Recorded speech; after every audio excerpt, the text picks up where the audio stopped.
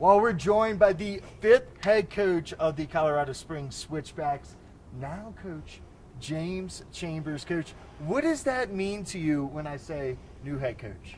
Yeah, it's obviously, look, it's a nice feeling. There's no doubt about it. I think it's pride. There's definitely a sense of pride in that for myself and my wife, my family, and my extended family. There's an element of pride, absolutely, but it's also the very start of a career, hopefully a long career, but it's the very start on a ladder that I hope to climb.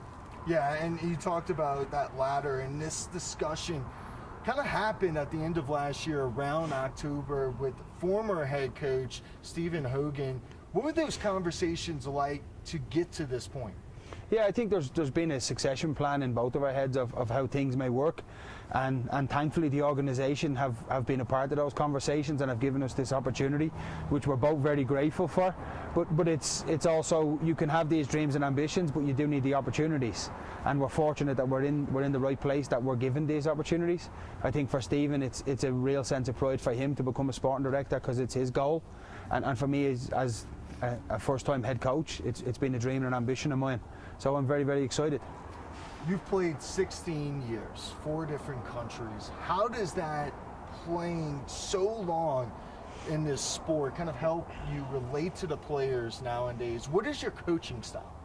So I think, yes, I played for a number of years. I think it helps to a certain extent, but it's not the be-all and end-all. I don't think players these days, they don't want to know about what your career was like, and that's totally fine, that's totally understandable. But I think the biggest key and the biggest bonus to it is the fact that you know what a player is feeling in certain moments. If he played well, you know that he's on a high. If he didn't play so well, maybe he's on a little bit of a downer on that day. And I think having those conversations, being able to put your arm around the player's shoulders and be like, look, I have an idea of what you're feeling, I understand that, and I kind of know why. But again, what maybe I felt might not be exactly what that player felt, but we can come to some common ground to have those conversations and hopefully just help them. That's really what we're trying to do. We want to really improve players first and foremost that we have in the building, because they have the right character and mentality, and then we want to improve them as footballers also as well. You've not only played, coached in this league for 3 years, but also played 4 seasons. How have you seen this league grown and football as a whole in America?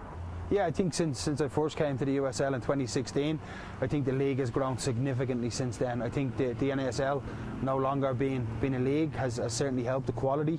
There's an awful lot of top players.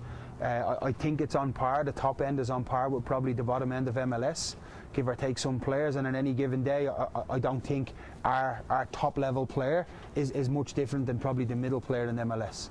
So it's certainly growing, and hopefully we can be a part of it and continue to add to it. That's the main thing. All right, so you're an Irishman, right? Who is your favorite Irish athlete of all time? Conor McGregor, Rory McIlroy up there for me, but for you, who is it? I'd have to say Roy Keane. I think obviously because he's a soccer player. I think it's a position that I played as well. He played for Manchester United, that's another team that I followed. He captained his country, so there's an awful lot of reasons why we would be drawn to him. But the main thing is just his character and his mentality and his drive to continue to just win. And he's almost the type of person that he just doesn't take no nonsense. He's very old school and just wants it done a certain way, and I have a lot of time for that. I really like that. And you just talked about basically what this sport means to you, but a little bit further, what does football mean to you, and how does it impact your life? Yeah, it's honestly, and I know people say it's everything. Like I think I grew up wanting to be a footballer. I was very, very fortunate to be a professional footballer.